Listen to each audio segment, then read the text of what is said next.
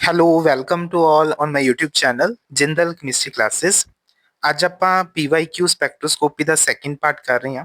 First part ਦੇ ਵਿੱਚ ਆਪਾਂ ਆਲਰੇਡੀ UV ਸਪੈਕਟ੍ਰੋਸਕੋਪੀ ਤੇ IR ਸਪੈਕਟ੍ਰੋਸਕੋਪੀ ਦੇ ਪ੍ਰੀਵੀਅਸ ਈਅਰ ਕੁਐਸਚਨਸ ਨੂੰ ਡਿਸਕਸ ਕਰ ਲਿਆ ਹੈ। ਅੱਜ ਆਪਾਂ ਸਟਾਰਟ ਕਰਾਂਗੇ NMR ਸਪੈਕਟ੍ਰੋਸਕੋਪੀ ਦੇ ਕੁਐਸਚਨ ਤੇ ਅੱਗੇ ਦੀਆਂ ਸਪੈਕਟ੍ਰੋਸਕੋਪੀਜ਼ ਦੇ ਕੁਐਸਚਨਸ ਵੀ ਡਿਸਕਸ ਕਰਾਂਗੇ।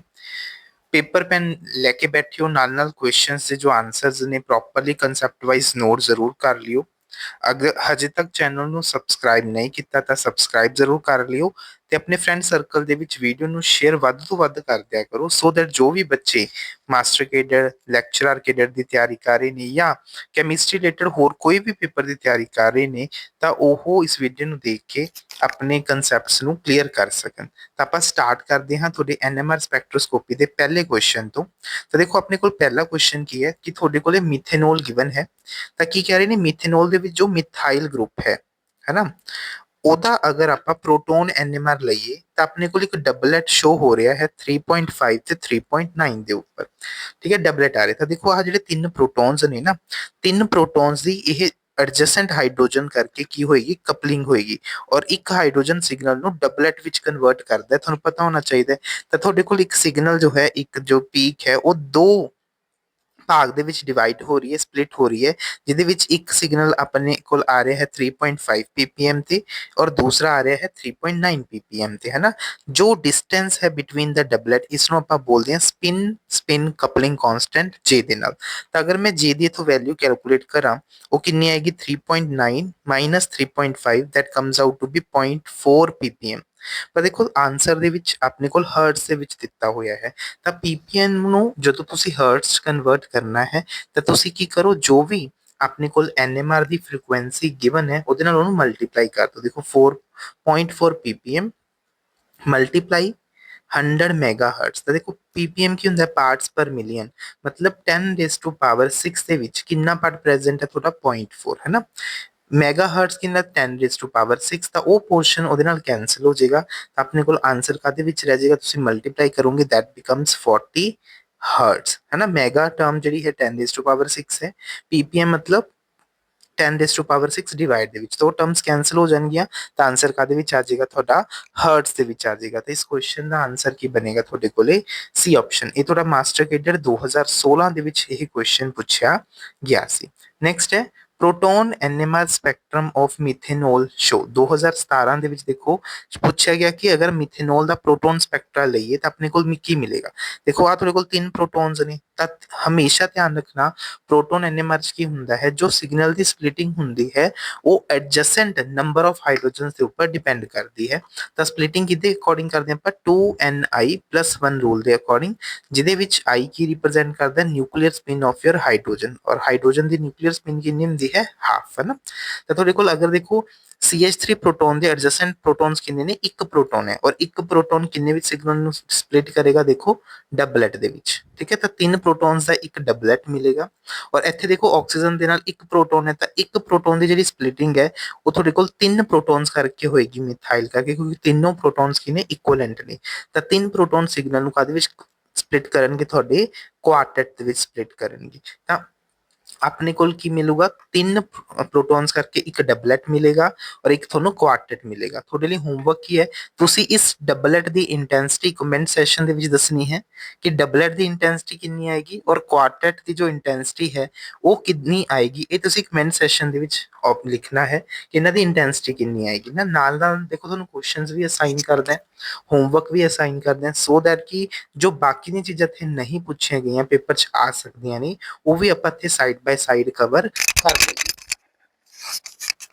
नेक्स्ट क्वेश्चन आप डिस्कस करते हैं। नेक्स्ट क्वेश्चन की है proton coupled carbon 13 NMR spectrum थोड़ा कादा लिखता है थोड़ी एसिटिक एसिड का लिखता है तुसी दसना है कि केड़ी स्टेटमेंट सही है ना।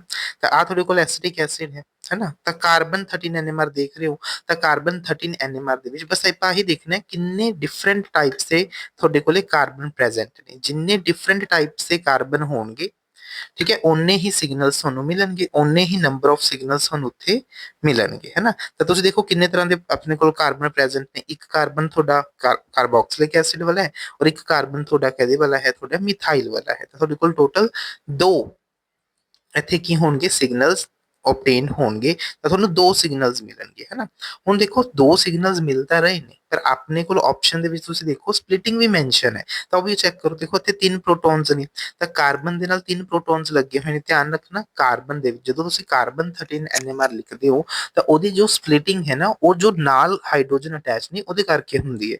ਤਾਂ ਤਿੰਨ ਪ੍ਰੋਟੋਨ ਸਿਗਨਲ ਨੂੰ ਕਾਦੇ ਵਿੱਚ ਕਨਵਰਟ ਕਰਨਗੇ ਕੁਆਰਟੇਟ ਦੇ ਵਿੱਚ।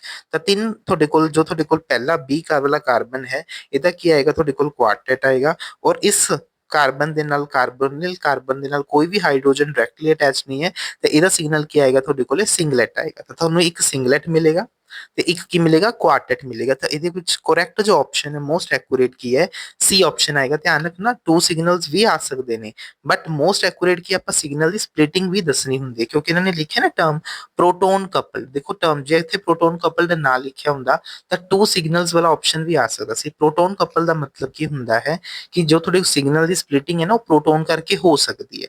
ਦੋ ਟਰਮਸ ਹੁੰਦੀਆਂ ਨੇ ਇੱਕ ਹੁੰਦਾ ਪ੍ਰੋਟੋਨ ਕਪਲ ਮਤਲਬ ਪ੍ਰੋਟੋਨ ਕਰਕੇ ਸਿਗਨਲ ਦੀ ਸਪਲਿਟਿੰਗ ਹੋ ਰਹੀ ਹੈ। Signal splits due to proton लिख लो signal splitting due to proton due to proton करके सिग्नल की स्प्लिटिंग हो रही है। और एक होंगे proton decoupled spectra. Proton decoupled spectra का मतलब राजे की होंगे है कि थोड़े प्रोटॉन करके सिग्नल की स्प्लिटिंग नहीं होगी। No splitting due to proton no splitting due to proton. तो प्रोटोन करके किसी भी तरह की सिग्नल की स्प्लिटिंग नहीं होएगी। तो उत्थे आप सिर्फ सिग्नल्स काउंट करने ने किन्ने तरह के प्रोटोन्स किन्ने तरह के कार्बन प्रेजेंट ने। पर जो प्रोटोन कपल्ड देता तो उत्थे किन्ने तरह के कार्बन प्रेजेंट ने वो तो आप पता करना ही करना है नाल उन्हां दी स्प्लिटिंग भी दसनी है। चीज़ का खास ध्यान रखियो 2021 दे विच ये क्वेश्चन पूछा गया सी। नैक्सट कहते एक प्रोटोन है दैट इज HB है ना प्रोटोन है वो कहते कपल कर रहे हैं किन्ने चार इक्वलेंट प्रोटॉन्स। तो चार हाइड्रोजन प्रोटॉन्स ने ठीक है हाइड्रोजन्स ने जिन्होंने ना कपल कर रहे हैं तो तुसी मल्टीप्लिसिटी ते रिलेटिव इंटेंसिटी दसनी है HB। तो HB सिग्नल स्प्लिट कदे करके करेगा चार इक्वलेंट प्रोटॉन्स करके। तो अगर तुसी फार्मूला लगाओ 2Ni+1 है ना तो N किन्ने ने चार I किन्नी वैल्यू होंदी है हाफ तो किन्ने आ रहे ने 5। तो मतलब थोड़े को क्विंटेट बनेगा और क्विंटेंट जो बनेगा दी इंटेंसिटी कितनी होती है बाय पास्कल रूल 1:4:6:4:1। तो इस क्वेश्चन का करेक्ट आंसर की बनेगा थोड़े कोले सी ऑप्शन। थोड़ा पास्कल रूल के अकॉर्डिंग इंटेंसिटी लगानी आनी चाहिए है ठीक है। पास्कल रूल इंपॉर्टेंट है to determine the intensity of your multiplets. Next हम देखो proton couple carbon 13 NMR spectra है अगेन पूछ रहे ने किन्ने सिग्नल्स ਤੁਹਾਨੂੰ ਮਿਲਣਗੇ ਇਹ 2021 ਚ ਪੁੱਛਿਆ ਗਿਆ ਹੈ ਨਾ ਪ੍ਰੋਟੋਨ ਕਪਲ ਕਰਕੇ। ਤਾਂ ਇੱਕ ਕੁਆਰਟੇਟ ਤੇ ਇੱਕ ਸਿੰਗਲੇਟ ਮਿਲੇਗਾ। ਆਪਾਂ ਹੁਣੇ ਕੁਐਸਚਨ ਨੂੰ ਕੀਤਾ ਸੀ ਕਿ ਇਹਦੇ ਵਿੱਚ ਆਪਣੇ ਕੋਲੇ ਅਗਰ ਕਾਰਬਨ 13 NMR ਦੇ ਵਿੱਚ ਪੁੱਛਦੇ ਕਿ ਕਿੰਨੇ ਸਿਗਨਲਸ ਮਿਲਣਗੇ ਤਾਂ ਆਨਸਰ ਆਣੇ ਸੀ ਦੋ सिंपल दो आने से सिग्नल। स्प्लिटिंग पूछ रहे ने ये करके की मिलेगा सिंगलेट मिलेगा क्योंकि कोई हाइड्रोजन डायरेक्टली अटैच नहीं है। और तीन हाइड्रोजन्स करके की मिलेगा थानू तीन हाइड्रोजन प्रेजेंस ने तो इस कार्बन का की मिलेगा थानू क्वार्टेट देखने को मिलेगा। ये चीज़ का ध्यान रखना। Next number of basic NMR signals in metaxylene देखो 2022 ਦੇ ਵਿੱਚ ਪੁੱਛਿਆ ਗਿਆ ਸੀ। ਸਭ ਤੋਂ ਪਹਿਲਾਂ ਤਾਂ ਹੁਣ ਦੇਖੋ ਜ਼ਾइलिन ਪਤਾ ਹੋਣਾ ਚਾਹੀਦਾ मेटाजाइलिन ਕੀ ਹੁੰਦਾ ਹੈ दैट इज 1,3 डाईमिथाइल बेंजीन। ਹੁਣ ਤੁਸੀਂ ਦੇਖੋ ਇਹਦੇ ਵਿੱਚ ਕੀ ਹੈ ਆਪਣੇ ਕੋਲ NMR प्रोटोन NMR देखने देखो आह प्रोटोन दोनों ਇੱਕੋ ਜਿਹੇ ਨੇ आह डिफरेंट प्रोटोन होएगा ਜਿਹੜਾ ਇੱਥੇ प्रेजेंट है आह वाला प्रोटोन ਤੇ आह वाला प्रोटोन बिल्कुल आइडेंटिकल ने और आह वाला प्रोटोन डिफरेंट आएगा। तो ਇਹਦੇ ਵਿੱਚ टोटल किन्ने तरह के प्रोटोन दिख रहे हैं चार तरह के। तो इस क्वेश्चन का आंसर कितना बनेगा B option. You have to find the different kinds of proton that is present in your metaxylene है ना। सिमिलरली लेट्स सपोज अगर थोड़े को ऑर्थोजाइलिन देता तो ऑर्थोजाइलिन ਦੇ ਵਿੱਚ ਤੁਸੀਂ ਚੈੱਕ ਕਰੋ ਕਿ ਤੁਹਾਡੇ ਕੋਲ ਕਿੰਨੇ ਤਰ੍ਹਾਂ ਦੇ ਪ੍ਰੋਟੋਨਸ ਪ੍ਰੈਜ਼ੈਂਟ ਨੇ। ਦੇਖੋ ਇਹ ਦੋਨੋਂ ਪ੍ਰੋਟੋਨਸ ਇੱਕੋ ਜਿਹੇ ਨੇ ਹੈ ਨਾ ਸਿਮੈਟਰੀ ਚੈੱਕ ਕਰ ਲਓ ਦੇਖੋ ਸਿਮੈਟਰੀ ਪ੍ਰੈਜ਼ੈਂਟ ਹੈ ਇੱਥੇ ਕੋਈ ਪ੍ਰੋਟੋਨ ਨਹੀਂ ਹੈ। ਆਹ प्रोटोन ਤੇ ਆਹ ਪ੍ਰੋਟੋਨ ਇੱਕੋ ਜਿਹੇ ਨੇ ਆਹ ਪ੍ਰੋਟੋਨ ਤੇ ਆਹ ਪ੍ਰੋਟੋਨ ਇੱਕੋ ਜਿਹੇ ਬਿਹੇਵ ਕਰਨਗੇ ਕਿਉਂਕਿ ਸਟਰਕਚਰ ਸਿਮੈਟ੍ਰਿਕਲ ਹੈ। ਤਾਂ ऑर्थोजाइलिन ਦੇ ਵਿੱਚ ਤੁਹਾਨੂੰ ਕਿੰਨੇ ਮਿਲਣਗੇ ਟੋਟਲ ਤਿੰਨ NMR ਸਟਰਕਚਰਸ ਤਿੰਨ NMR ਸਿਗਨਲਸ ਦੇਖਣ ਨੂੰ ਮਿਲਣਗੇ। ਹੁਣ ਹੋਮਵਰਕ ਕੀ ਹੈ ਹੋਮਵਰਕ ਕੀ ਹੈ ਪੈਰਾਜ਼ਾइलिन। ਤਾਂ ਪੈਰਾਜ਼ਾइलिन ਦੇ ਵਿੱਚ ਤੁਸੀਂ ਕੈਲਕੂਲੇਟ ਕਰਨੇ ਨੇ total number of proton signals किन्ने मिलणगे ये दसने ने ठीक है। कार्बन 13 NMR सिग्नल्स किन्ने मिलणगे ये दसने ने। कमेंट सेशन जरूर दसो देखो सारे क्वेश्चन थोड़े करके करा रहे हैं कि पेपर च अगर एक अद्धा क्वेश्चन भी ये अकॉर्डिंग आ गया तो थोड़े राजे ईजिली अटैम्प्ट हो जाएंगे। ਨੈਕਸਟ ਕੁਐਸਚਨ 2022 ਵਿੱਚ ਹੀ ਪੁੱਛਿਆ ਗਿਆ ਸੀ, ਕਹਿੰਦੇ ਐਨਐਮਆਰ ਦੇ ਵਿੱਚ ਕਿਹੜੀ ਸਪੈਕਟ੍ਰੋਸਕੋਪੀ ਯੂਜ਼ ਕੀਤੀ ਜਾਂਦੀ ਹੈ। ਦੇਖੋ ਧਿਆਨ ਕੀ ਹੁੰਦਾ ਹੈ, ਬੱਚੇ ਰੇਡੀਓ ਪੜ੍ਹ ਲੈਂਦੇ, ਸਿੱਧਾ ਬੀ ਆਪਸ਼ਨ ਟਿਕ ਕਰਦੇ। ਬੇਟਾ ਦੇਖੋ ਇੱਥੇ ਰੇਡੀਓ ਐਕਟਿਵ ਲਿਖਿਆ ਹੈ, ਤਾਂ ਰੇਡੀਓ ਐਕਟਿਵ ਨਿਊਕਲੀਅਰ ਕੈਮਿਸਟਰੀ ਦਾ ਪਾਰਟ ਹੈ ਰੇਡੀਓ ਐਕਟੀਵਿਟੀ, ਹੈ ਨਾ। ਰੇਡੀਓ ਐਕਟੀਵਿਟੀ ਦਾ ਕੋਈ electromagnetic radiation that is a radio waves. ਤਾਂ ਕਾਲੀ ਕਾਲੀ ਚ ਕਈ ਵਾਰ ਆਪਸ਼ਨ ਹੀ ਗਲਤ ਟਿਕ ਕਰ ਦਿੰਦੇ, ਤਾਂ ਆਪਸ਼ਨਸ ਨੂੰ ਬੜੇ ਧਿਆਨ ਨਾਲ ਚੂਜ਼ ਕਰਨਾ ਹੈ। ਦੇਖੋ ਇਹ option as it is question ਚੱਕੇ ਹੋਏ ਨੇ ਤੁਹਾਡੇ ਪੀਵਾਈਕਿਊ ਤੋਂ, ਤੇ ਗਲਤੀਆਂ ਕਰੋਗੇ ਉੱਥੇ, ਤਾਂ ਕਰਕੇ ਕਹਿ ਰਹੇ ਬਹੁਤ ਹੀ ਧਿਆਨ ਦੇ ਨਾਲ ਚੀਜ਼ਾਂ ਨੂੰ ਸਮਝਣਾ ਹੈ ਅਗਰ ਸਪੈਕਟ੍ਰੋਸਕੋਪੀ ਨੂੰ ਡਿਟੇਲ ਦੇ ਵਿੱਚ ਪੜ੍ਹਨਾ ਹੈ ਨਾ। ਕਿਉਂਕਿ ਸਪੈਕਟ੍ਰੋਸਕੋਪੀ ਦਾ ਜਿਹੜਾ ਪੋਰਸ਼ਨ ਹੈ ਨਾ ਰਾਜੀ, ਥੋੜੇ ਮਾਸਟਰ ਕੈਡਰ ਦੇ ਵਿੱਚ, ਮੈਂ ਬਾਰ-ਬਾਰ ਕਹਿ ਰਿਹਾ ਰਾਜੀ, ਮਾਸਟਰ ਕੈਡਰ ਦੇ ਵਿੱਚ ਥੋੜਾ ਜਿਹੜਾ ਇਹ ਪੋਰਸ਼ਨ ਹੈ ਉਹ 5 ਤੋਂ 10 ਮਾਰਕਸ ਕਵਰ ਕਰਦਾ ਹੈ। ਔਰ ਲੈਕਚਰਰ ਕੈਡਰ ਦੇ ਵਿੱਚ ਤੁਸੀਂ ਕੁਐਸਚਨ ਕਾਊਂਟ ਵੀ ਕਰ ਲਿਓ, 10 ਤੋਂ 20 ਮਾਰਕਸ ਦੇ ਕੁਐਸਚਨ ਆਉਂਦੇ ਨੇ ਤੁਹਾਡੇ ਸਪੈਕਟ੍ਰੋਸਕੋਪੀ ਪੋਰਸ਼ਨ ਤੋਂ, ਤਾਂ ਇਹਦੀ ਵੇਟੇਜ ਬਹੁਤ ਜ਼ਿਆਦਾ ਹੁੰਦੀ ਹੈ। ਤਾਂ ਅਗਰ ਤੁਸੀਂ ਸਪੈਕਟ੍ਰੋਸਕੋਪੀ ਪੋਰਸ਼ਨ ਬਹੁਤ ਅੱਛੇ ਤਰੀਕੇ ਨਾਲ ਸਿੱਖਣਾ ਹੈ ਤਾਂ ਲਿਮਿਟਿਡ ਆਫਰ ਹੈ, 1299 ਰੁਪਏ ਦੇ ਵਿੱਚ ਪੂਰਾ ਕੋਰਸ ਅਵੇਲੇਬਲ ਹੈ ਸਪੈਕਟ੍ਰੋਸਕੋਪੀ ਦਾ, ਉਹ ਤੁਸੀਂ ਬਾਈ ਕਰ ਸਕਦੇ ਹੋ। ਮੇਰੇ ਗਿਵਨ ਨੰਬਰ ਦੇ ਉੱਪਰ ਮੈਨੂੰ ਕੰਟੈਕਟ ਕਰ ਲਿਓ ਬੇਟਾ, 80 85660 07006, ਤੇ ਸਪੈਕਟ੍ਰੋਸਕੋਪੀ ਦਾ ਬੈਚ ਵੀ ਜੁਆਇਨ ਕਰ ਸਕਦੇ ਹੋ, ਹੈ ਨਾ। ਅਗਰ ਤੁਸੀਂ ਕੰਪਲੀਟ ਬੈਚ, ਕੰਪਲੀਟ ਕੈਮਿਸਟਰੀ ਦੀ ਤਿਆਰੀ ਕਰਨੀ ਹੈ ਤਾਂ ਵੀ ਤੁਸੀਂ ਬੇਟਾ ਇਨਰੋਲ ਕਰ ਸਕਦੇ ਹੋ। ਨੈਕਸਟ ਹੈ, ਕਹਿੰਦੇ ਇਨ ਐਨਐਮਆਰ 2016 ਲੈਕਚਰ ਚ ਪੇਪਰ ਚ ਆਇਆ ਹੋਇਆ ਹੈ, ਆਈਸੋਪ੍ਰੋਪਾਈਲ ਐਲਕੋਹਲ ਕਿੰਨੇ ਸਿਗਨਲ ਸ਼ੋ ਕਰੇਗਾ। ਮਿਥਾਈਲ ਗਰੁੱਪ ਪੁੱਛ ਰਹੇ ਨੇ, ਹੈ ਨਾ। ਤਾਂ ਦੇਖੋ ਆਹ ਤੁਹਾਡੇ ਕੋਲ ਕੀ ਹੈ, ਆਈਸੋਪ੍ਰੋਪਾਈਲ ਐਲਕੋਹਲ ਹੈ। ਤਾਂ ਹੁਣ ਦੇਖੋ ਆਹ ਮਿਥਾਈਲ ਕਾਰਬਨ ਤੇ ਆਹ ਮਿਥਾਈਲ ਦੇ ਜਿਹੜੇ ਹਾਈਡਰੋਜਨਸ ਨੇ ਇਹ ਇੱਕੋ ਜਿਹਾ ਬਿਹੇਵ ਕਰਨਗੇ, ਦੇ ਆਰ ਆਇਡੈਂਟੀਕਲ ਇਨਵਾਇਰਨਮੈਂਟ ਦੇ ਵਿੱਚ ਨੇ। ਤਾਂ ਅਗਰ ਮੈਂ ਤੁਹਾਨੂੰ ਇਹ ਪੁੱਛਾਂ ਕਿ ਟੋਟਲ ਨੰਬਰ ਆਫ ਸਿਗਨਲਸ ਕਿੰਨੇ ਮਿਲਣਗੇ 1 ਪ੍ਰੋਟੋਨ ਐਨਐਮਆਰ ਦੇ ਵਿੱਚ, ਤਾਂ ਦੇਖੋ ਇੱਕ ਸਿਗਨਲ ਇਹਦੇ ਕਰਕੇ, ਇੱਕ ਇਸ ਪ੍ਰੋਟੋਨ ਕਰਕੇ, ਔਰ ਇੱਕ ਇਹਨਾਂ ਪ੍ਰੋਟੋਨਸ ਕਰਕੇ, ਤਾਂ ਟੋਟਲ 3 ਸਿਗਨਲਸ ਤੁਹਾਨੂੰ ਦੇਖਣ ਨੂੰ ਮਿਲਣਗੇ। ਕੁਐਸਚਨ ਇਹ ਨਹੀਂ ਸੀ, ਕੁਐਸਚਨ ਇਹ ਸੀ ਕਿ ਜਿਹੜੇ ਤੁਹਾਡੇ ਕੋਲ ਮਿਥਾਈਲ ਪ੍ਰੋਟੋਨਸ ਨੇ, ਹੈ ਨਾ, ਉਹ ਕੀ ਸ਼ੋ ਕਰਨਗੇ। ਤਾਂ 6 ਪ੍ਰੋਟੋਨਸ ਨੇ ਮਿਥਾਈਲ, ਤਾਂ 6 ਪ੍ਰੋਟੋਨਸ ਦੀ ਜੋ ਸਪਲਿਟਿੰਗ ਹੈ ਉਹ ਕਾਦੇ ਉੱਪਰ ਡਿਪੈਂਡ ਕਰਦੀ ਹੈ, ਐਡਜਸੈਂਟ ਪ੍ਰੋਟੋਨਸ ਕਰਕੇ। ਤਾਂ ਕਿੰਨੇ ਪ੍ਰੋਟੋਨਸ ਨੇ ਇੱਕ ਬੀ ਪੋਜੀਸ਼ਨ ਤੇ, ਇੱਕ ਪ੍ਰੋਟੋਨ ਕਾਦੇ ਵਿੱਚ ਸਿਗਨਲ ਨੂੰ ਸਪਲਿਟ ਕਰੂਗਾ, ਡਬਲੇਟ ਦੇ ਵਿੱਚ। ਤਾਂ ਇਸ ਕੁਐਸਚਨ ਦਾ ਆਨਸਰ ਕੀ ਬਣਨਾ ਸੀ, ਡੀ ਆਪਸ਼ਨ। ਬਹੁਤ ਹੀ ਚੀਜ਼ਾਂ ਨੂੰ ਧਿਆਨ ਨਾਲ ਦੇਖਣਾ ਹੈ, ਹਨਾ। ਤਾਂ ਤੁਹਾਨੂੰ ਪਤਾ ਹੋਣਾ ਚਾਹੀਦਾ ਹੈ ਕਿ ਕੁਐਸਚਨਸ ਤੁਹਾਡੇ ਪੇਪਰ ਦੇ ਵਿੱਚ ਕਿੱਦਾਂ ਫਰੇਮ ਹੋ ਕੇ ਆ ਸਕਦੇ ਨੇ। ਨੈਕਸਟ ਕਹਿੰਦੇ ਦਾ compound that only give one singlet, ਸਿਰਫ ਇੱਕ ਹੀ ਸਿਗਨਲ ਮਿਲੂਗਾ, ਉਹ ਵੀ 1.77 ਤੇ ਪ੍ਰੋਟੋਨ ਐਨਐਮਆਰ ਦੇ ਵਿੱਚ। ਦੇਖੋ ਪਹਿਲਾ ਹੈ ਡਾਈਮਿਥਾਈਲ ਈਥਰ। ਤਾਂ ਦੇਖੋ ਡਾਈਮਿਥਾਈਲ ਈਥਰ ਦੇ ਵਿੱਚ ਅਗਰ ਤੁਹਾਨੂੰ ਐਨਐਮਆਰ ਦਾ ਟੇਬਲ ਧਿਆਨ ਚ ਹੈ ਬੇਟਾ ਤਾਂ ਵੈਲ ਐਂਡ ਗੁੱਡ ਹੈ, ਨਹੀਂ ਧਿਆਨ ਚ ਫਿਰ ਤੁਸੀਂ ਧਿਆਨ ਚ ਰੱਖਿਓ। ਆਕਸੀਜਨ ਦੇ ਨਾਲ ਜਦੋਂ ਮਿਥਾਈਲ ਗਰੁੱਪ ਅਟੈਚਡ ਹੁੰਦਾ ਹੈ ਤਾਂ ਇਹਨਾਂ ਪ੍ਰੋਟੋਨਸ ਦੀ ਜਿਹੜੀ ਵੈਲਿਊ ਹੈ ਰਾਜੇ ਉਹ 3.5 ਤੋਂ 4 ppm ਦੇ ਵਿੱਚ ਆਉਂਦੀ ਹੈ। ਤਾਂ ਇਹ ਤਾਂ ਆਪਸ਼ਨ ਹੀ ਗਲਤ ਹੋ ਗਿਆ। ਐਸੀਟੋਨ, ਤਾਂ ਐਸੀਟੋਨ ਦੇ ਵਿੱਚ ਦੇਖੋ ਪਰ ਦੋਨੋਂ ਪ੍ਰੋਟੋਨਸ ਇੱਕੋ ਜਿਹੇ ਨੇ, ਇਹਦੇ ਵਿੱਚ ਨੰਬਰ ਆਫ ਸਿਗਨਲ ਤੁਹਾਨੂੰ ਇੱਕ ਹੀ ਮਿਲੇਗਾ, ਧਿਆਨ ਰੱਖਣਾ। ਨੈਕਸਟ ਹੈ ਐਸੀਟੋਨ। ਦੇਖੋ ਐਸੀਟੋਨ ਦੇ ਵਿੱਚ ਵੀ ਤੁਹਾਡੇ ਕੋਲ ਦੋਨੋਂ ਜਿਹੜੇ ਪ੍ਰੋਟੋਨਸ ਨੇ ਉਹ ਆਇਡੈਂਟੀਕਲ ਨੇ, ਦੋਨੋਂ ਪ੍ਰੋਟੋਨਸ ਕੀ ਨੇ, ਆਇਡੈਂਟੀਕਲ ਨੇ। ਤਾਂ 6 ਪ੍ਰੋਟੋਨਸ ਦਾ ਤੁਹਾਨੂੰ ਸਿੰਗਲਟ ਹੀ ਮਿਲੇਗਾ, ਔਰ ਜਿਹੜੀ ਇਹਦੀ ਵੈਲਿਊ ਹੈ ਲਗਭਗ 2 ppm ਦੇ ਆਸ-ਪਾਸ ਆਉਂਦੀ ਹੈ। ਨੈਕਸਟ ਇਥੇਨ ਦੀ ਗੱਲ ਕਰਾਂ ਤਾਂ ਇਥੇਨ ਕੀ ਹੈ, CH3 6 ਦੇ 6 ਪ੍ਰੋਟੋਨਸ ਇੱਕੋ ਜਿਹੇ ਨੇ, ਔਰ ਇਹਦੀ ਵੈਲਿਊ ਆਉਂਦੀ ਹੈ 0.9 ppm ਦੇ ਆਸ-ਪਾਸ ਆਉਂਦੀ ਹੈ। ਡਾਈ ਮਿਥਾਈਲ ਅਮਾਈਨ, ਠੀਕ ਹੈ, ਡਾਈ ਮਿਥਾਈਲ ਅਮਾਈਨ ਦੇ ਵਿੱਚ ਅਗਰ ਤੁਸੀਂ ਚੈੱਕ ਕਰੋ, this is the structure of di methyl amine. ਤਾਂ ਇਹਦੇ ਵਿੱਚ ਵੀ ਜਿਹੜੇ ਤੁਹਾਡੇ ਪ੍ਰੋਟੋਨਸ ਨੇ, ਦੋ ਤਰ੍ਹਾਂ ਦੇ ਪ੍ਰੋਟੋਨਸ ਦੇਣਗੇ, ਇੱਕ ਜਿਹੜਾ ਹਾਈਡਰੋਜਨ ਨਾਈਟ੍ਰੋਜਨ ਦੇ ਨਾਲ ਅਟੈਚਡ ਹੈ, ਬਾਕੀ ਮਿਥਾਈਲ ਕਰਕੇ। ਤਾਂ ਇੱਥੇ ਤੁਹਾਡੇ ਕੋਲ ਦੋ ਸਿਗਨਲਸ ਮਿਲਣਗੇ, ਤਾਂ ਆਪਾਂ ਨੂੰ ਤਾਂ ਇੱਕ ਸਿਗਨਲ ਚਾਹੀਦਾ ਹੈ, ਮਤਲਬ ਲਾਸਟ ਆਪਸ਼ਨ ਤਾਂ ਰਿਜੈਕਟਡ ਹੈ। ਇੱਥੇ ਸਿਗਨਲ 0.9 ਤੇ ਆ ਰਿਹਾ ਇਥੇਨ ਚ, ਆ ਵੀ ਰਿਜੈਕਟਡ ਹੈ। ਤਾਂ ਇਹਦੀ ਜਿਹੜੀ ਵੈਲਿਊ ਹੈ ਉਹ ਕੀ ਆਏਗੀ, ਐਸੀਟੋਨ ਆਏਗੀ, ਕਿਉਂਕਿ ਲਗਭਗ 1.7 ਕਿਤੇ ਕ੍ਰੋਸ ਹੈ, 2 ਦੇ ਆਸ-ਪਾਸ ਹੁੰਦਾ। ਤਾਂ ਜੋ ਵੀ ਵੈਲਿਊਜ਼ ਤੁਹਾਨੂੰ ਲਿਖਵਾਈਆਂ ਜਾਂਦੀਆਂ ਨੇ ਨਾ ਕੈਮੀਕਲ ਸ਼ਿਫਟ ਦੀਆਂ ਰਾਜੇ, ਉਹ ਅਪਰੋਕਸੀਮੇਟ ਵੈਲਿਊਜ਼ ਹੁੰਦੀਆਂ ਨੇ, ਧਿਆਨ ਰੱਖਣਾ। ਤਾਂ ਉਹ ਟੇਬਲ ਤੁਹਾਨੂੰ ਜ਼ਰੂਰ ਆਉਣਾ ਚਾਹੀਦਾ, ਐਨਐਮਆਰ ਟੇਬਲ, ਜਿਹਦੇ ਵਿੱਚ ਆਪਾਂ ਤੁਹਾਨੂੰ ਦੱਸਦੇ ਹਾਂ ਕਿ ਕਿਹੜੀਆਂ ਵੈਲਿਊਜ਼ ਨੂੰ ਕਿੱਦਾਂ ਕੰਪੇਅਰ ਕਰਕੇ ਲਿਖਿਆ ਜਾਂਦਾ ਹੈ ਐਨਐਮਆਰ ਦੀਆਂ ਵੈਲਿਊਜ਼। ਤੁਹਾਡਾ ਆਈਆਰ ਦਾ ਟੇਬਲ ਡਿਫਰੈਂਟ ਫੰਕਸ਼ਨਲ ਗਰੁੱਪਸ ਦੇ ਲਈ, ਯੂਵੀ ਦੇ ਵਿੱਚ ਆਪਾਂ ਵੁੱਡਵਰਡ ਫਿਸ਼ਰ ਰੂਲ ਕੈਲਕੂਲੇਟ ਕਰਦੇ ਹਾਂ ਲੈਮਡਾ ਮੈਕਸ ਦੇ ਲਈ। ਇਹ ਬਹੁਤ ਹੀ ਇੰਪੋਰਟੈਂਟ ਨੇ from the examination point of view ਰਾਜੇ। ਨੈਕਸਟ ਹੈ, ਕਹਿੰਦੇ correct order of chemical shift value for the methyl group in the following, ਹੈ ਨਾ। ਤੁਹਾਡੇ ਕੋਲ 3-4 ਕੰਪਾਊਂਡਸ ਗਿਵਨ ਨੇ। ਦੇਖੋ ਕੈਮੀਕਲ ਸ਼ਿਫਟ ਕਿਹਦੇ ਉੱਪਰ ਡਿਪੈਂਡ ਕਰਦੀ ਹੈ, ਡੈਲਟਾ, ਉਹ ਡਿਪੈਂਡ ਕਰਦੀ ਤੁਹਾਡੇ ਇਲੈਕਟ੍ਰੋਨ ਵਿਦਡਰਾਇੰਗ ਗਰੁੱਪਸ ਦੇ ਉੱਪਰ।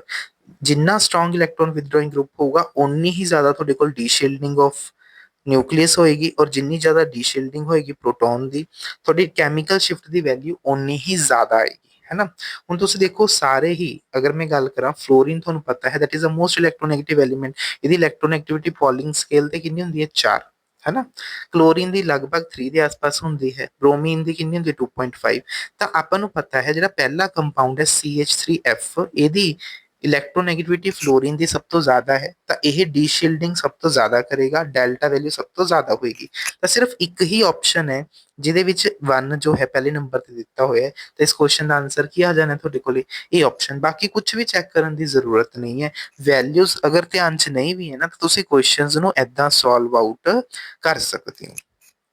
ਨੈਕਸਟ ਕਹਿੰਦੇ ਪ੍ਰੋਟੋਨ ਡੀਕਪਲ, ਦੇਖੋ ਹੁਣ ਆ ਗਿਆ ਨਾ ਡੀਕਪਲ, ਡੀਕਪਲ ਦਾ ਮਤਲਬ ਆਪਾਂ ਨੂੰ ਸਪਲਿਟਿੰਗ ਕੰਸੀਡਰ ਨਹੀਂ ਕਰਨੀ, splitting don't need to be consider, don't need to be consider, ਤਾਂ ਉਹਨੂੰ ਕੰਸੀਡਰ ਕਰਨ ਦੀ ਜ਼ਰੂਰਤ ਨਹੀਂ ਹੈਗੀ।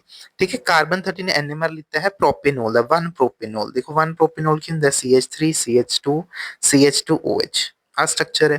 ਤਾਂ ਆਪਾਂ ਇੱਥੇ ਸਿਗਨਲ ਦੀ ਸਪਲਿਟਿੰਗ ਨਹੀਂ ਕਰਨੀ, ਬਸ ਇਹ ਦੇਖਣਾ ਕਿੰਨੇ ਡਿਫਰੈਂਟ ਤਰ੍ਹਾਂ ਦੇ ਕਾਰਬਨ ਪ੍ਰੈਜ਼ੈਂਟ ਨੇ।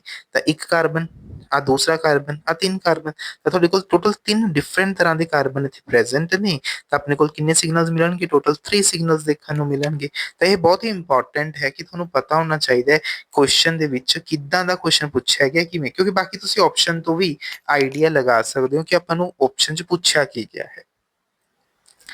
ਨੈਕਸਟ ਵਨ ਕਹਿੰਦੇ which of the following is NMR inactive. NMR inactive ਕਿਹੜੇ ਹੁੰਦੇ ਨੇ, ਜਿਨ੍ਹਾਂ ਦੇ ਵਿੱਚ ਨਿਊਕਲੀਅਰ ਸਪਿਨ ਵੈਲਿਊ ਕਿੰਨੀ ਹੁੰਦੀ ਹੈ, 0 ਹੁੰਦੀ ਹੈ।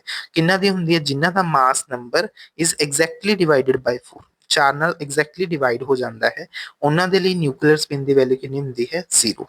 1H ਇਹਦੇ ਲਈ ਆਈ ਵੈਲਿਊ ਕਿੰਨੀ ਹੁੰਦੀ ਹੈ, ਹਾਫ 1 ਹੈ। 12 ਕਾਰਬਨ, ਦੇਖੋ 12 ਕਾਰਬਨ ਦੇ ਲਈ ਆਈ ਵੈਲਿਊ ਕਿੰਨੀ ਹੋਗੀ, 0, because 12 is exactly divided by 4, ਤਾਂ ਇਹ ਕੀ ਹੁੰਦਾ, ਥੋੜਾ ਇਨਐਕਟਿਵ ਹੁੰਦਾ ਹੈ। 35 ਇਹਦੇ ਲਈ ਵੀ ਆਈ ਵੈਲਿਊ ਕਿੰਨੀ ਹੁੰਦੀ ਹੈ, ਨਿਊਕਲੀਅਰ ਸਪਿਨ ਦੀ ਵੈਲਿਊ ਹਾਫ ਹੁੰਦੀ ਹੈ। ਫਲੋਰੀਨ ਦੀ ਵੈਲਿਊ ਕਿੰਨੀ ਹੁੰਦੀ ਹੈ, ਨਿਊਕਲੀਅਰ ਸਪਿਨ ਦੀ ਰਾਜੇ ਹਾਫ ਹੁੰਦੀ ਹੈ ਨਾ, ਧਿਆਨ ਰੱਖਣਾ। ਤਾਂ ਇਸ ਦਾ ਆਨਸਰ ਕੀ ਬਣੂਗਾ, ਬੀ ਆਪਸ਼ਨ। ਨੈਕਸਟ ਕੁਐਸਚਨ ਕਹਿੰਦੇ ਕਿ NMR ਤੁਹਾਡੇ ਕੋਲ ਟ੍ਰਾਂਜੀਸ਼ਨ ਸ਼ਿਫਟਰ ਦਿੱਤੀ ਹੋਈ ਹੈ from the reference in a 400 megahertz spectrometer, ਤਾਂ ਉਹਦੀ ਫ੍ਰੀਕੁਐਂਸੀ ਇੰਨੇ ਤੇ ਆ ਰਹੀ ਹੈ ਹਰਟਜ਼ ਤੇ, ਪਰ ਕੈਮੀਕਲ ਸ਼ਿਫਟ ਧਿਆਨ ਰੱਖਣਾ ਹਮੇਸ਼ਾ ਆਪਾਂ ਕਾਹਦੇ ਵਿੱਚ ਕੈਲਕੂਲੇਟ ਕਰਦੇ ਹਾਂ, PPM ਤੇ।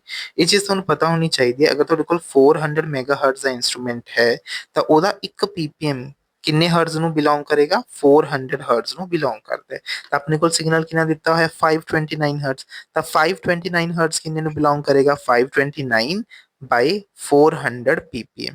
ਇਹਨੂੰ ਸੋਲਵ ਕਰ ਲਓ, ਜਦੋਂ ਤੁਸੀਂ ਸੋਲਵ ਕਰੋਗੇ ਆਨਸਰ ਕਿੰਨਾ ਬਣੂਗਾ, 1.32 PPM, 1.32 PPM। ਤੇ ਇਸ ਕੁਐਸਚਨ ਦਾ ਆਨਸਰ ਕੀ ਬਣੇਗਾ, ਕਰੈਕਟ ਕੁਐਸਚਨ ਦਾ ਆਨਸਰ ਬਣੇਗਾ ਏ ਆਪਸ਼ਨ। ਕਿੰਨਾ ਬਣੇਗਾ ਤੁਹਾਡੇ ਕੋਲੇ, ਏ ਆਪਸ਼ਨ। ਤਾਂ ਇਹ ਕੁਐਸਚਨਸ ਬਹੁਤ ਹੀ ਜ਼ਿਆਦਾ ਇੰਪੋਰਟੈਂਟ ਹੈ ਐਗਜ਼ਾਮੀਨੇਸ਼ਨ ਪੁਆਇੰਟ ਆਫ ਵਿਊ ਤੋਂ। ਇਹਨਾਂ ਕੁਐਸਚਨਸ ਨੂੰ ਤੁਸੀਂ ਨਾਲ ਨਾਲ ਪ੍ਰੈਕਟਿਸ ਜ਼ਰੂਰ ਕਰਨਾ ਹੈ। ਫਿਰ 2021 ਦੇ ਵਿੱਚ ਕੁਐਸਚਨ ਪੁੱਛਿਆ ਗਿਆ, ਕਹਿੰਦੇ ਪ੍ਰੋਟੋਨ ਕਪਲ, ਅਗਰ ਆਪਾਂ ਮਿਥੇਨੋਲ ਦਾ ਸਟਰਕਚਰ ਲੈਣੇ ਹਾਂ, ਪ੍ਰੋਟੋਨ ਕਪਲ ਮਤਲਬ ਹੁਣ ਸਪਲਿਟਿੰਗ ਕੰਸੀਡਰ ਕਰਨੀ ਹੈ। ਆ ਪ੍ਰੋਟੋਨ ਹੈ, ਕਪਲਡ ਮਤਲਬ ਕਾਰਬਨ 13 ਇੱਕ ਹੀ ਤੁਹਾਡੇ ਕੋਲ ਕਾਰਬਨ ਹੈ ਤਾਂ ਇੱਕ ਹੀ ਸਿਗਨਲ ਮਿਲਣਾ ਹੈ। ਉਹਦੇ ਨਾਲ ਕਿੰਨੇ ਪ੍ਰੋਟੋਨ ਅਟੈਚ ਨੇ, 3, ਤਾਂ 3 ਪ੍ਰੋਟੋਨ ਸਿਗਨਲ ਨੂੰ ਕਿਹਦੇ ਵਿੱਚ ਕਨਵਰਟ ਕਰਨਗੇ, ਕੁਆਰਟੇਟ ਦੇ ਵਿੱਚ। ਤਾਂ ਆਪਾਂ ਨੂੰ ਕੀ ਮਿਲੇਗਾ, ਇੱਕ ਕੁਆਰਟੇਟ ਮਿਲੇਗਾ। So that means it shows 1 ਕੁਆਰਟੇਟ। ਇਸ ਕੁਐਸਚਨ ਦਾ ਆਨਸਰ ਕੀ ਬਣੇਗਾ ਤੁਹਾਡੇ ਕੋਲੇ, ਡੀ ਆਪਸ਼ਨ। ਤੁਸੀਂ ਦੇਖ ਰਹੇ ਹੋ ਰਾਜੇ ਕਿੰਨੇ ਸਾਰੇ ਕੁਐਸਚਨ ਤੁਹਾਡੇ PYQ ਚ ਸਪੈਕਟ੍ਰੋਸਕੋਪੀ ਦੇ ਆਏ ਹੋਏ ਨੇ, ਤਾਂ ਹਰ ਇੱਕ ਸਪੈਕਟ੍ਰੋਸਕੋਪੀ ਬਹੁਤ ਹੀ ਜ਼ਿਆਦਾ ਇੰਪੋਰਟੈਂਟ ਰੋਲ ਪਲੇ ਕਰਦੀ ਹੈ। ਤਾਂ carbon NMR spectra of 1 nitro ethane, ਤਾਂ 1 nitro ethane ਕੀ ਹੈ, CH3 CH2 NO2 ਆਹ ਹੈ। ਤਾਂ ਹੁਣ ਇਹਦੇ ਵਿੱਚ ਤੁਸੀਂ ਪ੍ਰੋਟੋਨ NMR ਸਪੈਕਟਰਾ ਦੇਖਣਾ ਹੈ, ਕਿੰਨੇ ਤਰ੍ਹਾਂ ਦੇ ਪ੍ਰੋਟੋਨਸ ਨੇ, ਦੇਖੋ 2 ਤਰ੍ਹਾਂ ਦੇ ਪ੍ਰੋਟੋਨਸ ਨੇ, A ਤੇ B। ਹੁਣ ਆਹ ਵਾਲੇ 3 ਪ੍ਰੋਟੋਨਸ ਦੀ ਸਪਲਿਟਿੰਗ ਤੁਹਾਡੇ ਕੋਲ 2 ਮਿਥਾਈਲਿਨ ਪ੍ਰੋਟੋਨਸ ਕਰਕੇ ਹੋਏਗੀ, ਤਾਂ 2 ਪ੍ਰੋਟੋਨਸ ਮਤਲਬ ਟ੍ਰਿਪਲੇਟਸ ਕਨਵਰਟ ਕਰਨਗੇ। ਔਰ ਜਿਹੜੇ ਤੁਹਾਡੇ ਕੋਲ ਇੱਥੇ CH2 ਕਰਕੇ 2 ਪ੍ਰੋਟੋਨਸ ਨੇ, ਉਹਦੀ ਸਪਲਿਟਿੰਗ ਕਿਹਦੇ ਉੱਪਰ ਡਿਪੈਂਡ ਕਰਦੀ, ਮਿਥਾਈਲ ਪ੍ਰੋਟੋਨਸ ਕਰਕੇ। ਤਾਂ 3 ਪ੍ਰੋਟੋਨਸ ਕਾਹਦੇ ਵਿੱਚ ਸਿਗਨਲ ਨੂੰ ਸਪਲਿਟ ਕਰਨਗੇ, ਕੁਆਰਟੇਟ ਸਪਲਿਟ ਕਰਨਗੇ। ਤਾਂ ਇੱਕ ਤੁਹਾਡੇ ਕੋਲ ਕੁਆਰਟੇਟ ਮਿਲੇਗਾ, ਇੱਕ ਟ੍ਰਿਪਲੇਟ ਮਿਲੇਗਾ। ਤੇ ਇਸ ਕੁਐਸਚਨ ਦਾ ਆਨਸਰ ਕੀ ਬਣੇਗਾ ਤੁਹਾਡੇ ਕੋਲੇ, C ਆਪਸ਼ਨ।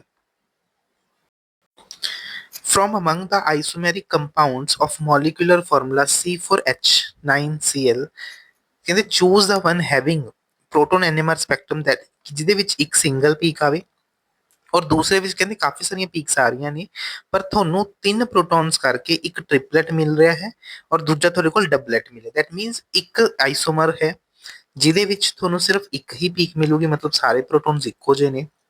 ਦੂਜੇ ਆਈਸੋਮਰ ਦੇ ਵਿੱਚ ਤੁਹਾਨੂੰ ਕਾਫੀ ਸਾਰੀਆਂ ਪੀਕਸ ਦੇਖਣ ਨੂੰ ਮਿਲਣਗੀਆਂ, ਬਟ ਤੁਹਾਡੇ ਕੋਲ 3 ਪ੍ਰੋਟੋਨਸ ਕਰਕੇ 2 ਪੀਕਸ ਮਿਲਣਗੀਆਂ, ਇੱਕ ਟ੍ਰਿਪਲੇਟ ਮਿਲੇਗੀ ਤੇ ਇੱਕ ਡਬਲੇਟ ਆਏਗੀ। ਆਪਾਂ ਦੇਖੋ ਚੂਜ਼ ਕਰਦੇ ਹਾਂ, ਪਹਿਲਾ ਆਪਸ਼ਨ ਚੂਜ਼ ਕਰਦੇ, ਦੇਖੋ 2 ਮਿਥਾਈਲ 2 क्लोरोप्रोपेन तो अपने को देखो CH3 है, ठीक है, दैट इज सी अपने को ਲੱਗਿਆ ਹੋਇਆ ਹੈ 2 ਸੈਕਿੰਡ ਨੰਬਰ ਤੇ ਹੀ ਮਿਥਾਈਲ ਗਰੁੱਪ ਵੀ ਲੱਗਿਆ ਹੋਇਆ ਹੈ ਤੇ ਤੁਹਾਡੇ ਕੋਲ ਕਲੋਰੀਨ ਗਰੁੱਪ ਵੀ ਲੱਗਿਆ ਹੋਇਆ ਹੈ। ਸੋ ਦਿਸ ਇਜ਼ ਅ ਸਟਰਕਚਰ। ਹੁਣ ਦੇਖੋ ਇਹ ਸਟਰਕਚਰ ਕੀ ਹੈ, ਆਇਡੈਂਟੀਕਲ ਹੈ। 9 ਦੇ 9 ਪ੍ਰੋਟੋਨਸ ਕੀ ਨੇ, ਆਇਡੈਂਟੀਕਲ ਨੇ, ਤਾਂ 9 ਦੇ 9 ਪ੍ਰੋਟੋਨਸ ਆਇਡੈਂਟੀਕਲ ਨੇ, ਕਿਤੇ ਵੀ ਸਪਲਿਟ ਨਹੀਂ ਹੋਏਗਾ ਤਾਂ 9 ਪ੍ਰੋਟੋਨਸ ਕਰਕੇ ਤੁਹਾਨੂੰ ਸਿੰਗਲੇਟ ਮਿਲੇਗਾ। ਤਾਂ ਪਹਿਲੀ ਕੰਡੀਸ਼ਨ ਤੇ ਮਤਲਬ ਪਹਿਲਾ ਕੰਪਾਊਂਡ ਤਾਂ ਤੁਹਾਡਾ ਆਹੀ ਹੈ। ਤਾਂ ਆਪਾਂ ਨੈਕਸਟ ਆਪਸ਼ਨ ਚੈੱਕ ਕਰੋ 2 ਕਲੋਰੋਬਿਊਟੇਨ, ਤਾਂ ਆਪਣੇ ਕੋਲ CH3 CH2 ਸੈਕਿੰਡ ਨੰਬਰ ਤੇ ਕਲੋਰੋ ਗਰੁੱਪ ਲੱਗਿਆ ਹੋਇਆ ਹੈ, ਦੈਨ CH3। ਹੁਣ ਇਹਦੇ ਵਿੱਚ ਚੈੱਕ ਕਰੋ ਕਿੰਨੇ ਤਰ੍ਹਾਂ ਦੇ ਤੁਹਾਡੇ ਕੋਲ ਸਿਗਨਲਸ ਮਿਲ ਰਹੇ ਨੇ, ਦੇਖੋ A B C ਤੇ D, ਤੁਹਾਡੇ ਕੋਲ 4 ਤਰ੍ਹਾਂ ਦੇ ਸਿਗਨਲਸ ਮਿਲ ਰਹੇ ਨੇ। ਇੱਥੇ ਤੁਹਾਡੇ ਕੋਲ 3 ਪ੍ਰੋਟੋਨਸ ਦਾ ਕੀ ਮਿਲੇਗਾ, ਇਹਦੇ ਕਰਕੇ ਡਬਲੇਟ ਮਿਲੇਗਾ। ਇੱਥੇ ਦੇਖੋ ਤੁਹਾਡੇ ਕੋਲ ਕੀ ਹੈ, ਇੱਕ ਪ੍ਰੋਟੋਨ ਦਾ, ਦੇਖੋ ਇਹ ਲੈਫਟ ਸਾਈਡ ਤੇ ਵੀ ਤੇ ਰਾਈਟ ਸਾਈਡ ਦੋਨੋਂ ਪਾਸੇ ਸਪਲਿਟਿੰਗ ਕਰ ਰਿਹਾ, ਇੱਥੇ ਤੁਹਾਨੂੰ ਮਲਟੀਪਲੇਟ ਮਿਲੇਗਾ। ਆ ਦੇਖੋ ਤੁਹਾਡੇ ਕੋਲ 2 ਪ੍ਰੋਟੋਨਸ ਨੇ, ਇਹਦਾ ਵੀ ਤੁਹਾਡੇ ਕੋਲ ਮਲਟੀਪਲੇਟ ਮਿਲੇਗਾ ਕਿਉਂਕਿ ਲੈਫਟ ਸਾਈਡ ਰਾਈਟ ਸਾਈਡ ਦੋਨੋਂ ਪਾਸਿਆਂ ਤੋਂ ਕੀ ਕਰ ਰਿਹਾ, ਥੋੜਾ ਸਪਲਿਟਿੰਗ ਕਰਵਾ ਰਿਹਾ ਹੈ। ਔਰ ਇੱਥੇ ਤੁਹਾਡੇ ਕੋਲ 3 ਪ੍ਰੋਟੋਨਸ ਨੇ, 3 ਪ੍ਰੋਟੋਨਸ ਤੁਹਾਡੇ ਆ 2 CH2 ਕਰਕੇ ਹੈ ਨਾ, 2 ਪ੍ਰੋਟੋਨਸ ਕਰਕੇ ਸਿਗਨਲ ਨੂੰ ਟ੍ਰਿਪਲੇਟ ਦੇ ਵਿੱਚ ਕਨਵਰਟ ਕਰੇਗਾ। ਤਾਂ ਦੈਟ ਮੀਨਸ ਤੁਹਾਡੇ ਕੋਲ 3 ਪ੍ਰੋਟੋਨਸ ਕਰਕੇ, ਦੇਖੋ 3 ਪ੍ਰੋਟੋਨਸ ਹੀ ਆਖਿਆ ਗਿਆ ਸੀ, ਇੱਕ ਤੁਹਾਡੇ ਕੋਲ ਟ੍ਰਿਪਲੇਟ ਮਿਲ ਰਿਹਾ, ਇੱਕ ਤੁਹਾਡੇ ਕੋਲ ਡਬਲੇਟ ਮਿਲ ਰਿਹਾ, ਦਿੱਤਾ ਹੋਇਆ ਨਾ ਇਹੀ ਆਪਸ਼ਨ।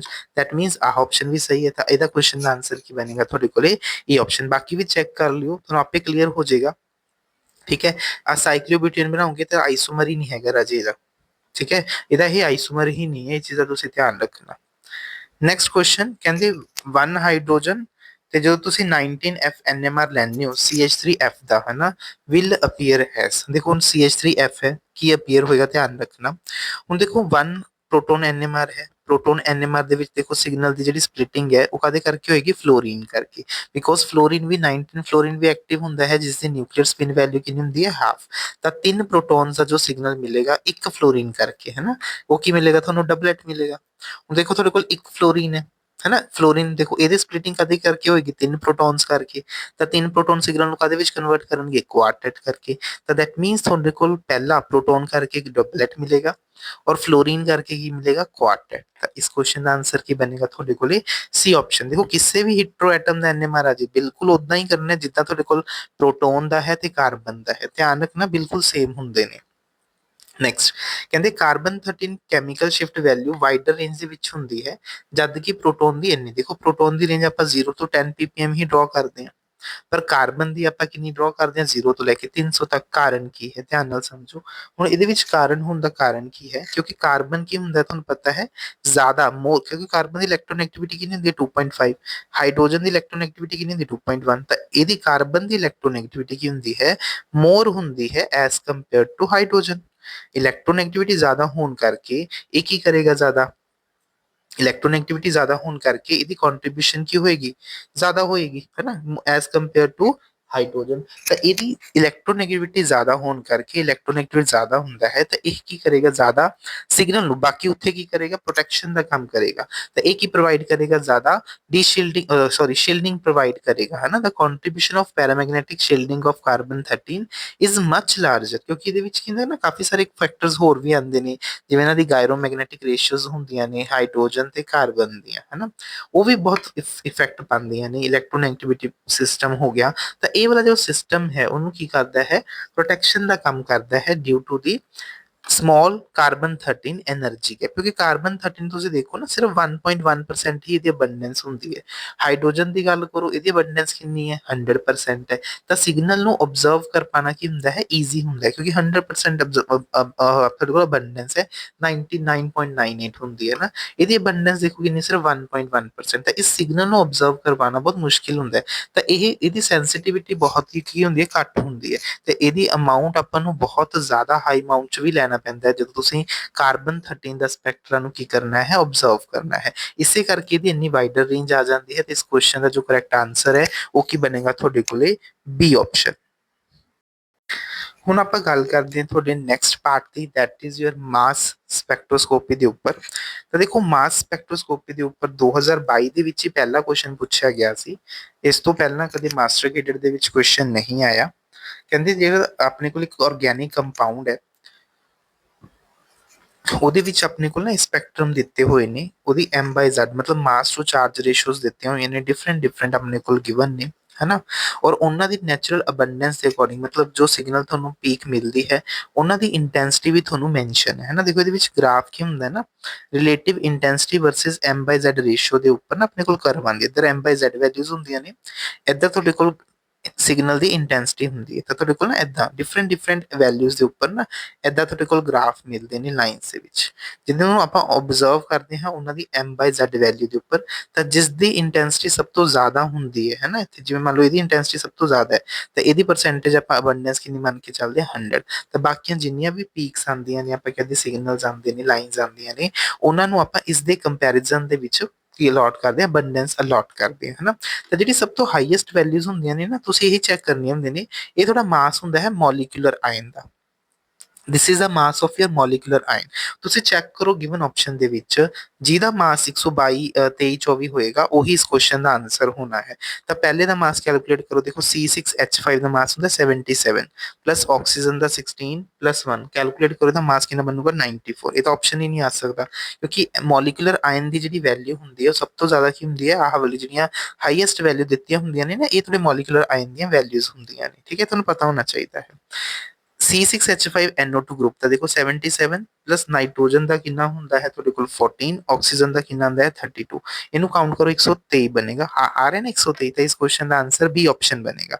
ਨੈਕਸਟ ਚੈੱਕ ਕਰ ਲੈਂਦੇ ਹਾਂ 77 ਕਲੋਰੀਨ ਦਾ ਕਿੰਨਾ ਹੁੰਦਾ, ਲੈ ਕੇ ਚੱਲਦੇ ਹਾਂ ਆਪਾਂ 35, 112 ਘੱਟ ਬਣ ਰਿਹਾ, 122 ਤੇ ਹੋਣੀ ਹੀ ਚਾਹੀਦੀ ਹੈ ਕਿਉਂਕਿ ਜਿਹਦਾ ਮਾਸ 112 ਹੈ ਤਾਂ ਉਹਦੀਆਂ ਜਿੰਨੀਆਂ ਵੀ ਪੀਕਸ ਬਣਨਗੀਆਂ 112 ਤੋਂ ਥੱਲੇ ਹੀ ਆਣਗੀਆਂ, ਜ਼ਿਆਦਾ ਨਹੀਂ ਆ ਸਕਦੀਆਂ।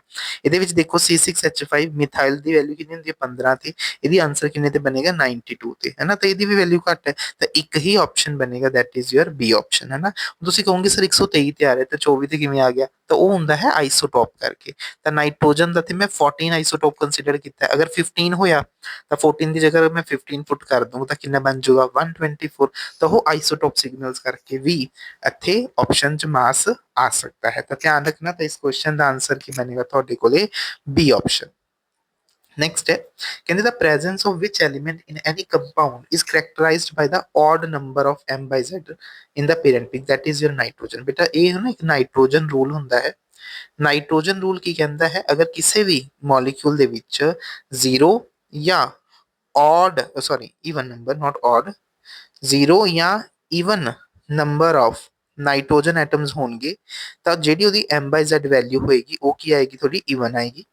ਅਗਰ ਉਹਦੇ ਵਿੱਚ odd number of nitrogen atoms ਹੋਣਗੇ ਤਾਂ ਉਹਦੇ ਵਿੱਚ ਜਿਹੜੀ m/z ਦੀ ਵੈਲਿਊ ਆਊਗੀ ਰਾਜੇ ਉਹ ਕੀ ਆਏਗੀ ਤੁਹਾਡੇ ਕੋਲੇ odd ਆਏਗੀ। ਤਾਂ ਉਹੀ ਆਪਣੇ ਕੋਲ ਨਾਈਟ੍ਰੋਜਨ ਐਟਮ ਹੁੰਦਾ ਹੈ ਜੋ ਕਿ ਆਪਾਂ ਨੂੰ ਹੈਲਪ ਕਰਦਾ ਹੈ, ਇਹਨੂੰ ਹੀ ਆਪਾਂ ਨਾਈਟ੍ਰੋਜਨ ਰੂਲ ਬੋਲ ਦਿੰਦੇ ਹਾਂ। ਇਹ ਲੈਕਚਰਰ 2016 ਦੇ ਵਿੱਚ ਕੁਐਸਚਨ ਪੁੱਛਿਆ ਗਿਆ ਸੀ। ਲੈਕਚਰਰ 2016 ਦੇ ਵਿੱਚ ਕੁਐਸਚਨ ਹੋਰ ਪੁੱਛਿਆ ਗਿਆ, ਕਹਿੰਦੇ ਦਾ ਮਾਸ ਸਪੈਕਟਰਮ ਆਫ ਮਿਥਾਈਲ ਕਲੋਰਾਈਡ। ਦੇਖੋ ਮਿਥਾਈਲ ਕਲੋਰਾਈਡ ਦਾ ਸਟਰਕਚਰ ਆਹ ਹੈ, m/z ਰੇਸ਼ੋ ਕੈਲਕੂਲੇਟ ਕਰੋ, ਮਾਸ ਕਿੰਨਾ ਬਣੇਗਾ ਮਿਥਾਈਲ ਦਾ 15 ਪਲੱਸ ਕਲੋਰੀਨ ਦਾ 35, ਕਿੰਨਾ ਬਣ ਰਿਹਾ 50। ਤੁਹਾਨੂੰ ਪਤਾ ਕਲੋਰੀਨ ਨਾ ਦੋ ਆਈਸੋਟੋਪਸ ਹੁੰਦੇ ਨੇ 35 ਤੇ 37। ਠੀਕ ਹੈ, ਇਹਨਾਂ ਦੀ ਇੰਟੈਂਸਿਟੀ ਰੇਸ਼ੋ ਕਿੰਨੀ ਹੁੰਦੀ ਤੁਹਾਨੂੰ ਪਤਾ ਹੋਣੀ ਚਾਹੀਦੀ ਹੈ। ਨੈਚੁਰਲ ਅਬੰਡੈਂਸ ਕਿੰਨੀ ਹੁੰਦੀ 3:1, 3:1। ਤਾਂ ਅਗਰ ਇਹ 35 ਹੈ ਤੇ ਇਹਦਾ ਮਾਸ ਕਿੰਨਾ ਬਣ ਰਿਹਾ 52। ਔਰ ਅਗਰ ਤੁਸੀਂ ਕਿੰਨਾ ਮਾਸ ਲੈ ਕੇ ਚੱਲ ਰਹੇ ਹੋ 37 ਤੇ ਇਹਦਾ ਮਾਸ ਕਿੰਨਾ ਬਣੂਗਾ 52। ਤਾਂ ਤੁਹਾਡੇ ਕੋਲ ਇੱਕ 50 ਤੇ ਵੀ ਪੀਕ ਆਏਗੀ ਤੇ 52 ਤੇ ਵੀ ਆਏਗੀ। ਔਰ ਉਹਨਾਂ ਦੀ ਇੰਟੈਂਸਿਟੀ ਰੇਸ਼ੋ ਕਿੰਨੀ ਹੋਏਗੀ 35 ਕਰਕੇ ਕਿੰਨੀ ਹੁੰਦੀ ਹੈ 3, ਔਰ ਤੁਹਾਡੇ ਕਲੋਰੀਨ ਕਰਕੇ ਕਿੰਨੀ ਹੁੰਦੀ ਹੈ ਤੁਹਾਡੇ ਕੋਲੇ 1, है ना। तो इन्हों की रेशो कितनी बनेगी 3:1। तो इन्हों की रेशो कितनी बनेगी 3:1, 3:1। तो ਇਹਦਾ ਆਨਸਰ ਕੀ ਬਣੇਗਾ ਤੁਹਾਡੇ ਕੋਲੇ ਸੀ ਆਪਸ਼ਨ। ਇਹ ਬਹੁਤ ਹੀ ਇੰਪੋਰਟੈਂਟ ਹੈ, ਚੀਜ਼ਾਂ ਨੂੰ ਬੜੇ ਧਿਆਨ ਨਾਲ ਕਰੋ ਕਿਉਂਕਿ ਇੰਟੈਂਸਿਟੀ ਰੇਸ਼ੋ ਪਤਾ ਹੋਣੀ ਚਾਹੀਦੀ ਹੈ, ਉਹਨਾਂ ਦੀ ਨੈਚੁਰਲ ਅਬੰਡੈਂਸ ਦੇ ਅਕੋਰਡਿੰਗ m/z ਵੈਲਿਊ ਨੂੰ ਕੈਲਕੂਲੇਟ ਕਰਨਾ ਤੁਹਾਨੂੰ ਪਤਾ ਹੋਣਾ ਚਾਹੀਦਾ ਹੈ। 2021 ਦੇ ਵਿੱਚ ਇੱਕ ਕੁਐਸਚਨ ਪੁੱਛਿਆ ਗਿਆ, ਕਹਿੰਦੇ ਕੈਮੀਕਲ ਆਇਨਾਈਜੇਸ਼ਨ ਮਾਸ ਸਪੈਕਟ੍ਰੋਮੈਟਰੀ ਦੇ ਵਿੱਚ ਆਪਾਂ ਰੀਜੈਂਟ ਕਿਹੜਾ ਯੂਜ਼ ਕਰਦੇ। ਦੇਖੋ ਜਦੋਂ ਮਾਸ ਸਪੈਕਟ੍ਰੋਮੈਟਰੀ ਹੁੰਦੀ ਹੈ ਨਾ, ਇਹਦੇ ਵਿੱਚ ਕੀ ਹੁੰਦੀ ਹੈ ਨਾ, ਆਪਾਂ ਕਾਫੀ ਐਨਰਜੈਟਿਕ, ਜਿਵੇਂ ਇੱਕ ਹੁੰਦੀ ਹੈ ਇਲੈਕਟ੍ਰੋਨ ਆਇਨਾਈਜੇਸ਼ਨ ਟੈਕਨੀਕ। ਇਹਦੇ ਵਿੱਚ ਕੀ ਹੁੰਦੀ ਹੈ, ਆਪਾਂ ਇਲੈਕਟ੍ਰੋਨ ਦੀ ਬੀਮ ਨੂੰ ਕੀ ਕਰਦੇ ਹਾਂ ਇੱਥੇ ਸਟ੍ਰਾਈਕ ਕਰਵਾਉਂਦੇ ਹਾਂ, ਜਿਹਦੀ એનર્ਜੀ 70 ਇਲੈਕਟ੍ਰੋਨ ਵੋਲਟ ਦੇ ਆਸ-ਪਾਸ ਹੁੰਦੀ ਹੈ। ਕਾਫੀ ਹਾਈ એનર્ਜੀ ਇਲੈਕਟ੍ਰੋਨ ਬੀਮ ਨੂੰ ਸਟ੍ਰਾਈਕ ਕਰਵਾਇਆ ਜਾਂਦਾ ਹੈ। ਦੂਸਰਾ ਮੈਥਡ ਕੀ ਹੁੰਦਾ ਹੈ ਮੋਲੀਕਿਊਲ ਦੇ ਵਿੱਚ ਕੈਮੀਕਲ ਆਇਨਾਈਜੇਸ਼ਨ। ਇਹਦੇ ਵਿੱਚ ਆਪਾਂ ਇੱਕ ਕੈਮੀਕਲ ਗੈਸ ਨੂੰ ਇੰਟਰੋਡਿਊਸ ਕਰਦੇ ਹਾਂ, ਉਹ ਕੈਮੀਕਲ ਗੈਸ ਤੁਹਾਡੀ ਮੀਥੇਨ ਹੋ ਸਕਦੀ ਹੈ, ਤੁਹਾਡਾ ਅਮੋਨੀਆ ਹੋ ਸਕਦੀ ਹੈ, ਤੁਹਾਡੀ ਰਾਜੇ ਆਈਸੋਬਿਊਟੇਨ ਹੋ ਸਕਦੀ ਹੈ। ਤਾਂ ਇਹ ਜਿਹੜੀਆਂ ਗੈਸਿਸ ਨੇ ਆਪਾਂ ਕੈਮੀਕਲ ਆਇਨਾਈਜੇਸ਼ਨ ਟੈਕਨੀਕ 'ਚ ਯੂਜ਼ ਕਰਦੇ ਹਾਂ। ਤੇ ਇਸ ਕੁਐਸਚਨ ਦਾ ਆਨਸਰ ਕੀ ਬਣੇਗਾ? ਸੀ ਆਪਸ਼ਨ। ਧਿਆਨ ਰੱਖਣਾ ਇੱਕ ਇਦਾਂ ਦੇ ਕੁਐਸਚਨ ਨਾ ਕੀ ਹੁੰਦੇ ਨੇ ਜਿਹਨੇ ਹੁਣ ਪਤੀ ਹੋਈ ਥਿਊਰੀ ਇੰਨੀ ਨਹੀਂ ਬੇਟਾ, ਬਹੁਤ ਜ਼ਿਆਦਾ ਕਈ ਵਾਰ ਪਾਰਟਸ ਕੀ ਹੁੰਦੇ ਨੇ ਥਿਓਰੈਟੀਕਲ ਪਾਰਟਸ ਹੁੰਦੇ ਨੇ, ਹੈ ਨਾ। ਤਾਂ ਹੁਣ ਅਗਰ ਤੁਸੀਂ ਐਮਐਸਸੀ ਕੀਤੀ ਹੈ ਕੈਮਿਸਟਰੀ, ਤੁਹਾਨੂੰ ਪਤਾ ਹੋਏਗਾ ਰਾਜੇ ਸਪੈਕਟ੍ਰੋਸਕੋਪੀ ਦੇ ਉੱਪਰ ਨਾ ਇੱਕ ਇੱਕ ਦੇ ਉੱਪਰ ਹੀ ਇੱਕ ਬੁੱਕ ਹੈ। ਉਹਨਾਂ ਜ਼ਿਆਦਾ ਪੋਰਸ਼ਨ ਆਪਾਂ ਕਵਰ ਨਹੀਂ ਕਰ ਸਕਦੇ ਕਿਉਂਕਿ ਆਪਣੇ ਕੋਲ ਕੀ ਹੁੰਦਾ ਹੈ ਕੁਝ ਸਪੈਸੀਫਿਕ ਤਾਂ ਮੈਂਸ਼ਨ ਨਹੀਂ ਕਿ ਕੀ ਟੌਪਿਕ ਕਰਨੇ ਨੇ। ਸਿੰਪਲ ਇਦਾਂ ਲਿਖ ਦਿੰਦੇ ਨੇ ਯੂਵੀ ਸਪੈਕਟ੍ਰੋਸਕੋਪੀ, ਆਈਆਰ ਸਪੈਕਟ੍ਰੋਸਕੋਪੀ। ਤਾਂ ਪੋਰਸ਼ਨ ਬਹੁਤ ਜ਼ਿਆਦਾ ਹੁੰਦਾ ਹੈ। ਇਹ ਤਾਂ ਦੇਖੋ ਐਗਜ਼ਾਮੀਨਰ ਦੇ ਉੱਪਰ ਡਿਪੈਂਡ ਕਰਦਾ ਕਿ ਕੁਐਸਚਨ ਕਿੱਥੋਂ ਫਰੇਮ ਹੋ ਜੇ। ਪਰ ਮੋਸਟਲੀ ਕੀ ਹੁੰਦਾ ਹੈ ਕੁਐਸਚਨ ਤੁਹਾਡੇ ਕਿੰਨੇ ਪਰਟੀਕੂਲਰ ਟੌਪਿਕਸ ਤੋਂ ਹੀ ਲਿੱਤੇ ਜਾਂਦੇ ਨੇ ਤੇ ਉਹੀ ਟੌਪਿਕਸ ਤੁਹਾਨੂੰ ਸਾਰੇ ਕਵਰ ਕਰਵਾਏ ਜਾਂਦੇ ਨੇ with some extra questions practice ਦੇ ਨਾਲ, ਹੈ ਨਾ। ਕਈ ਵਾਰ ਕੀ ਹੁੰਦਾ ਹੈ ਆਪਾਂ ਕੁਝ ਚੀਜ਼ਾਂ ਕੁਐਸਚਨ ਦੇ ਥਰੂ ਵੀ ਸਿੱਖਦੇ ਹਾਂ, ਤਾਂ ਉਹ ਤੁਹਾਨੂੰ ਪਤਾ ਹੋਣੀਆਂ ਜ਼ਰੂਰੀ ਨੇ। ਨੈਕਸਟ ਕੁਐਸਚਨ ਕੀ ਹੈ? ਕਹਿੰਦੇ ਮੋਲੀਕੂਲਰ ਆਇਨ ਆਫ ਬੈਂਜ਼ੈਲਡੀਹਾਈਡ। ਤਾਂ ਦੇਖੋ ਬੈਂਜ਼ੈਲਡੀਹਾਈਡ ਦਾ ਸਟਰਕਚਰ ਆ ਹੈ।